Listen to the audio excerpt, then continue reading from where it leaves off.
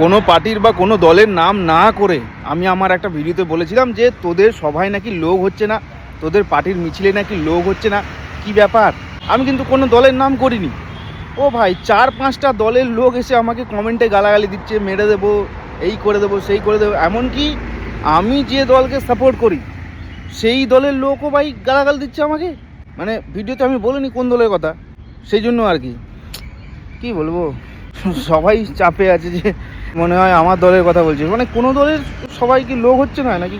মানে এই যে সব দল এসে আমাকে খিস্তি দিচ্ছে, তার মানে কি সব দলেরই লোকের অভাব?